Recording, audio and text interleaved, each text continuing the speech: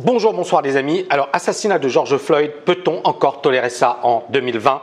Alors, vous verrez, c'est pas une vidéo partisane. Le but, c'est d'être nuancé, c'est d'être mesuré et c'est de prendre effectivement, d'avoir tous les éléments pour pouvoir effectivement comprendre ce qui se passe. Donc, après le coronavirus, on a eu une crise sans précédent avec des émeutes raciales dans tous les États-Unis, un mouvement populaire. Et franchement, on n'avait pas besoin de ça. Pourquoi? Parce que la crise, elle est déjà assez grave. La situation est assez dramatique sur un plan économique. Avoir effectivement une crise qui finalement devient une révolte populaire, ça fait froid dans le dos. Pourquoi? Parce que ça peut aggraver encore plus la situation. Or, aujourd'hui, il ne faut pas l'oublier. Le coronavirus, ça c'était la crise sanitaire. Maintenant, on est en plein dans la crise économique. On n'a pas encore vu le dur de la crise économique, mais on commence à y être dedans. Et ces manifestations, on peut penser qu'elles sont raciales, certes. On peut dire, voilà, il y a eu une injustice et une inégalité, et puis bien évidemment une injustice à l'égard d'un homme. C'est-à-dire, le mec, il était là, on vient, on le tue, on l'assassine, un policier qui vient, qui pose son genou sur son cou. Pendant 8 minutes, ses collègues qui regardent, qui ne bougent pas. Le mec qui dit « I can't breathe », je ne peux pas respirer. Et ses collègues qui le regardent et qui ne foutent rien. Et le mec meurt. Donc, les émeutes qui ont suivi, l'indignation, le soulèvement est tout à fait compréhensible. Même si la violence, non, rien ne justifie la violence. Néanmoins, on peut comprendre ce ras-le-bol. Et on peut le comprendre quand on comprend également les inégalités qui existent aux États-Unis. C'est pour ça que cette vidéo, je vais rentrer dans le vif du sujet et je vais évoquer les inégalités aux États-Unis qui sont quand même assez brutales. Donc Trump, il presse les gouverneurs américains de taper sur les manifestants. Pour lui, c'est l'ultra-gauche, sont des gens, il parle effectivement de l'ultra-gauche et de personnes qui ne faut pas ménager, il faut leur rentrer dedans pour véritablement qu'ils se calment. Donc l'Amérique est en train de réouvrir, néanmoins on voit bien que ça arrive à un moment délicat, ces émeutes, puisque c'est juste après le confinement, les gens qui sortent de 2-3 mois de confinement, et là on a l'économie, on pensait que ça allait se reprendre, et non, là on a ces manifestations monstres. Et il y a deux éléments, le coronavirus qui a déjà affaibli lourdement l'économie et on n'avait pas besoin de ces émeutes pour permettre une reprise économique. Donc George Floyd, comme je vous l'avais dit, c'est un homme, je pense qu'il a 46 ans, 47 ans, père de famille, il n'avait rien fait et juste un flic qui le voit et parce qu'il est noir, il commet l'irréparable. Et donc, ça a provoqué un soulèvement massif. Et président Trump a dit il faut crack down, il faut taper sur les manifestants. Il dit you have to dominate, vous devez dominer. Il a dit ça aux gouverneurs des États américains. Il a dit if you don't dominate, you're wasting your time. Si vous ne les dominez pas, vous perdez votre temps. Ils vont vous marcher dessus. They're going to run over you. You're going to look like a bunch of jerks. Ils vont vous marcher dessus. Ils vont vous rouler dans la farine et vous allez apparaître comme des idiots, comme des voilà. Et là, on voit des scènes de chaos aux États-Unis où il y a eu 104 000 personnes mortes. Et bien évidemment, notre ami Trump, qui n'a certainement pas bien géré cette crise. Alors bien évidemment, il y a beaucoup de ses défenseurs parmi les gens qui regardent ma chaîne. Je suis désolé, mais à un certain moment, quand le mec il est bon, quand il est mauvais, il est mauvais. Et là, en l'occurrence, tous les signaux étaient au rouge. On voyait bien qu'il y avait un truc qui clochait. Et le gars, il disait « Oh, c'est une petite grippe, c'est rien de méchant, etc. » Mais donc, il est derrière quand même une partie de ce chaos. People are coming to the realization that their jobs may not be coming back or coming back quickly. Et c'est ça le truc. C'est que beaucoup de gens réalisent que ils sont au chômage ou ils vont être au chômage et qu'ils ne vont pas récupérer un job rapidement.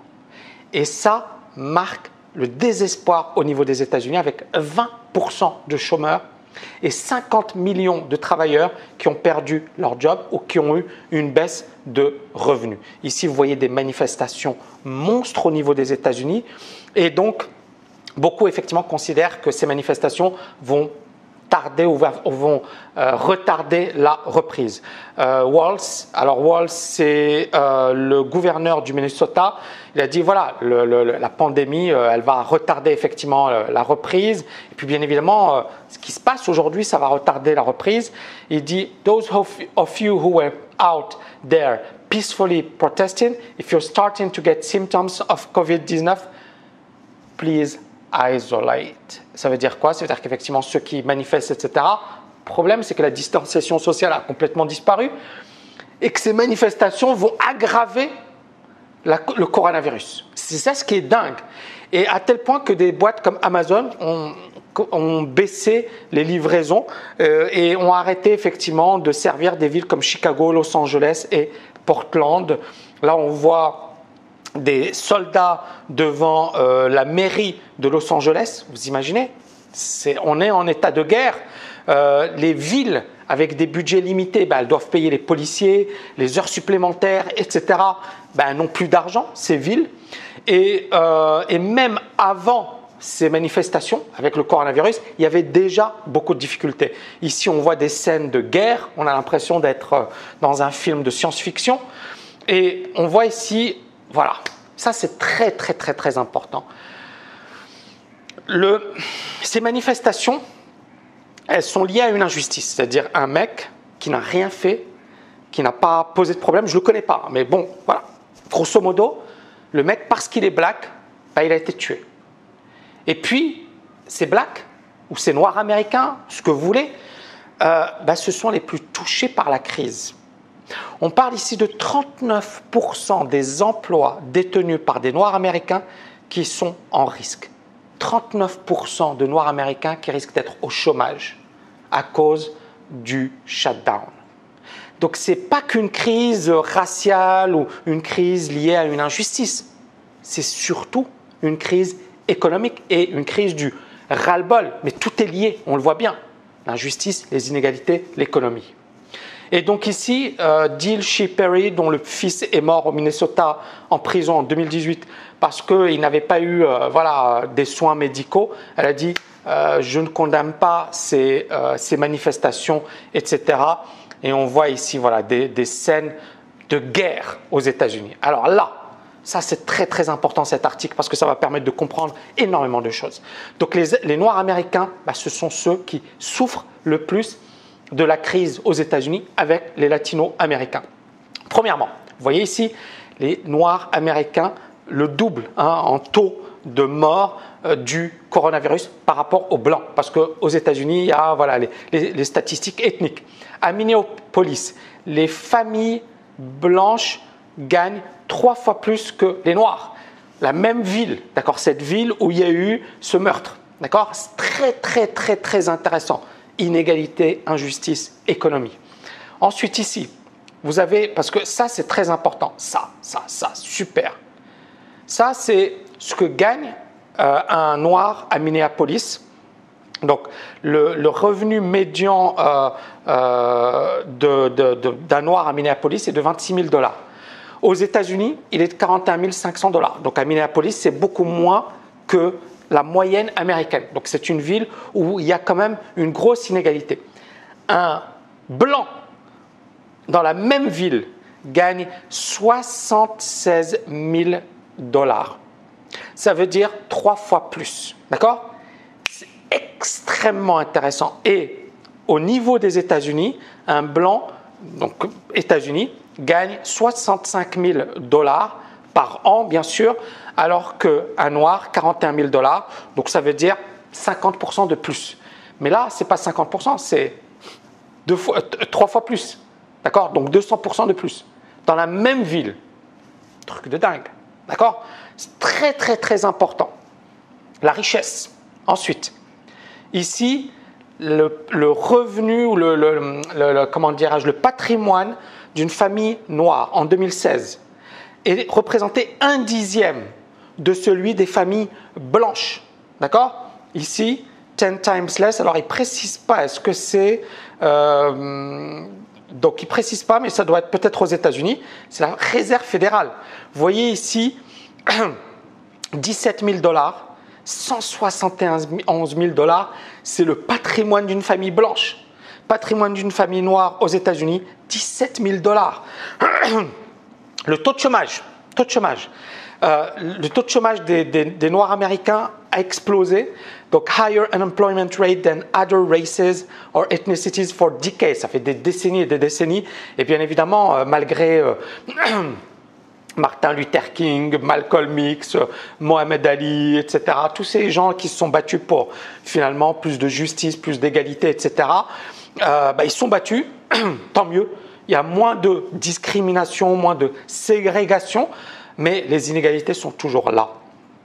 Et donc ici, on voit un point important, un point extrêmement important ici, vous voyez, le taux de chômage. Alors attendez, je vais rendre ça un peu plus petit. Donc le taux de chômage, alors ici vous avez, alors désolé, voilà, white, donc les blancs, les blacks, en rouge, les asiatiques en bleu et les hispaniques en vert. Alors on voit, donc ici, je vais... Voilà, c'est mieux. Donc on voit, numéro 1, les hispaniques avec 18,9%. Numéro 2, les noirs américains avec 16,7%. Alors là, vous voyez, ils sont proches, donc ça doit être les asiatiques et les blancs, 14,5%, 14,2%. D'accord? Donc ça, effectivement, ce sont les statistiques. Donc on voit un taux de chômage bien plus élevé des Noirs américains. Et même au plus bas en août, le chômage des Noirs américains était de 2% au-dessus des Américains white de 3,4%. D'accord?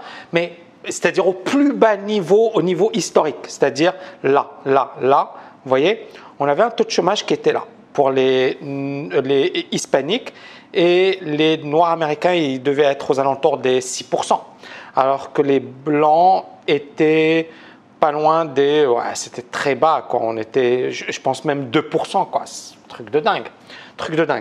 Taux de chômage aux États-Unis. Mais encore une fois, noirs américains, ils font des petits boulots, des trucs, etc. Voilà, serveurs, restauration, les métiers de service, etc. Et là, ils ont été les premiers à souffrir de la crise. Ensuite, donc les job losses sont effectivement les plus grands parmi les gens de couleur. 20%, 20% were employed in April compared with 2 months earlier. C'est-à-dire qu'effectivement le taux de chômage a explosé. Et donc ici, vous voyez le taux de chômage des blancs en avril. Alors le changement, le changement February, April change in unemployment. Donc effectivement la hausse du taux de chômage. Donc 15% pour les blancs, 17% pour les asiatiques, 17,7% pour les noirs et 20% pour les hispaniques qui sont ceux qui souffrent le plus. La pauvreté, 21% de pauvreté. Donc parmi effectivement les noirs américains, 21% des black people in the US vivent en dessous du seuil de pauvreté, plus du double des populations blanches. La pauvreté à long terme, les restrictions, etc. Bon, ça ne va faire que s'aggraver. Et vous voyez ici, noirs américains 20%, hispanique 17%, asiatique 10% et white not hispanic 8%. C'est-à-dire que c'est quasiment le double. Hein. Les noirs américains sont 2 fois plus touchés par la pauvreté que les blancs américains. Donc ici, alors la mort. Les plus fragiles ont été les plus touchés. Vous voyez ici, donc les morts pour 100 000 et Minnesota death per 100,000. Donc, ok, au niveau des États-Unis, d'accord? Au niveau des États-Unis, on voit que les blacks, c'est le record. C'est le record, 54%. Alors que les blancs, 22%, les asiatiques, 24%, les latino-américains, 24%, mais les noirs américains, 54%. article très dur. Et alors moi, mon raisonnement, parce qu'effectivement, voilà, certaines personnes déjà, je ne veux viser personne à travers cet article. Et je sais que la situation est très difficile. Je sais que, alors moi j'ai été prof en banlieue à Aubervilliers. Je sais que c'est très dur. Je sais également qu'être prof, qu'être policier, qu'être voilà, dans des endroits difficiles, c'est extrêmement difficile. Je ne défends pas ce mec qui a fait quand même quelque chose d'ignoble. Néanmoins, je dis que voilà, il faut se mettre à la place d'un policier qui est en situation de stress, qui est en situation de voilà, c'est pas évident. C'est pas évident. Et ces gens-là ont parfois pas énormément de moyens, etc.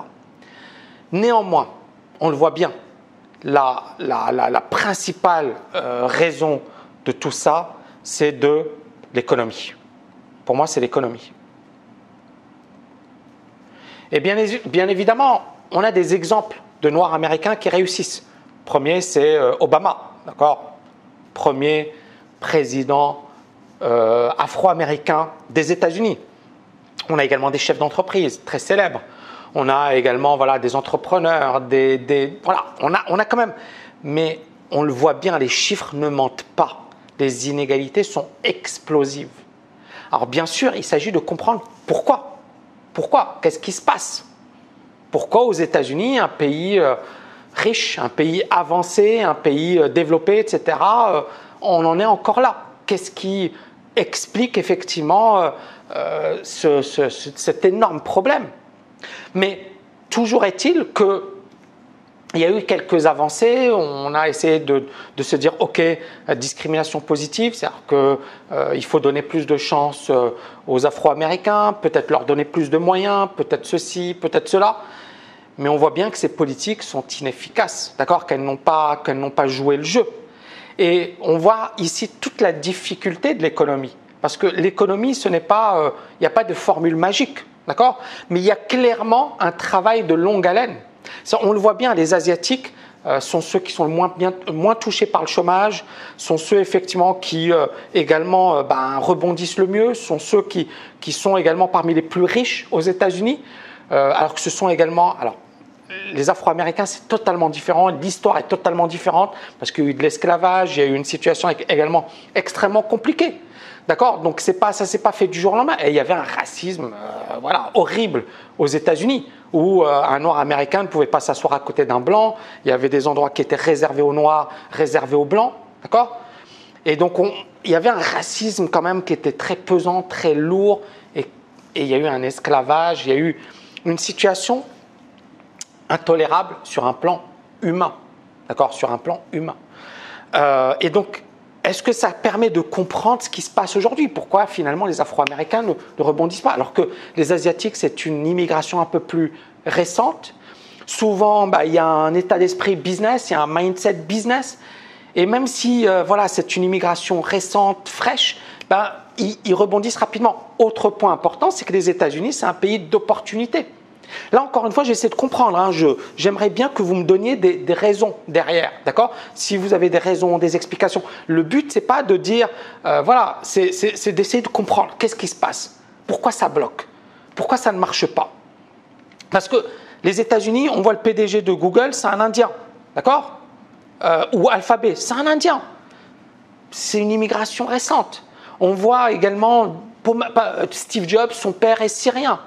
Et on voit le mec qui a été mis à la tête des vaccins, Moncef Slaoui, il est d'origine marocaine. Et le mec, il a été placé par Trump à la tête de tout ce qui est vaccin, etc. Donc, les États-Unis sont un pays d'opportunité pour les immigrés. C'est-à-dire qu'ils ont réussi à attirer les meilleurs cerveaux. Il y a beaucoup de Français, d'ailleurs, de prix Nobel. Par exemple, Esther Duflo, elle est aux États-Unis.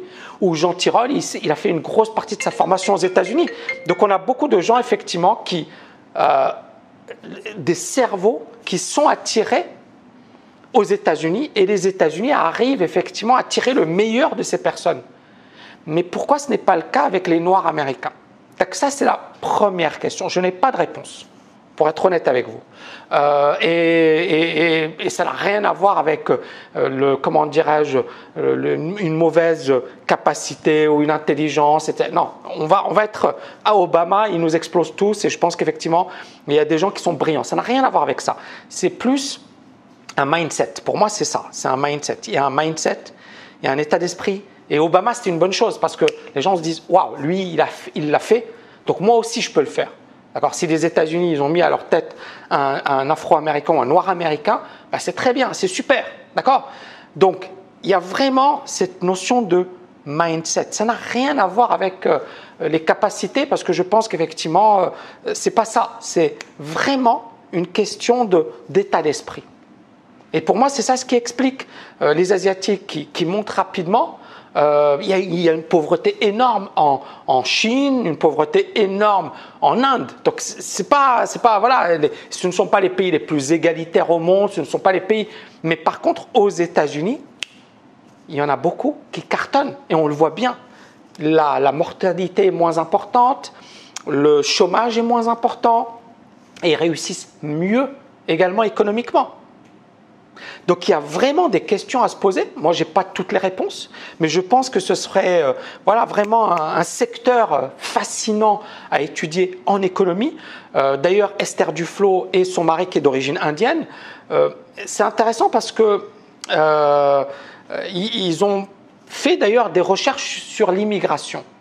Et ils ont montré que l'immigration apportait énormément aux États-Unis. Bon, je vais peut-être faire un autre vidéo dessus, ça mériterait une vidéo. Mais toujours est-il qu'il y a clairement, pour moi, un problème d'état d'esprit, un problème historique, parce qu'on n'efface pas un passé comme ça du jour au lendemain. Et bien évidemment, cette notion d'institution, c'est-à-dire la justice. Les gens veulent de la justice, veulent de l'égalité. D'accord. C'est-à-dire de l'égalité en droit, hein, mais ils veulent être bien traités. C'est-à-dire ce qui s'est passé avec George Floyd est inacceptable et on peut comprendre ce qui s'est passé. Mais on voit bien que c'est bien plus profond que ça. C'est-à-dire les Noirs américains sont les plus touchés par la crise, sont les plus grandes victimes de la crise du coronavirus. On parle de 40% de chômeurs et 50% de chômeurs.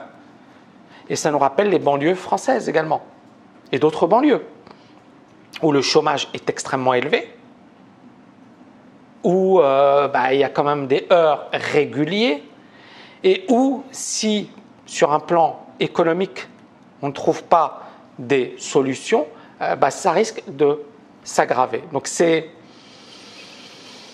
j'ai pas de conclusion pour être honnête avec vous parce que ça mériterait des recherches, ça mériterait un vrai travail, il y a déjà des travaux qui sont intéressants que je pourrais partager avec vous et que je vais partager avec vous si ça vous intéresse.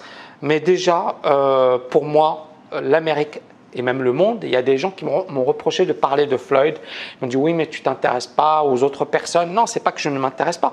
C'est que ce qui se passe aux États-Unis va impacter le monde entier. Si les États-Unis tombent dans une crise plus grave à cause de ces protestations, eh bien, croyez-moi, tout le monde va en souffrir. Voilà, j'espère que vous avez aimé cette vidéo, les amis, assez longue, mais voilà, j'ai tenu à exprimer mon point de vue par rapport à tout ça. Ciao, ciao, ciao. N'oubliez pas de garder la pêche.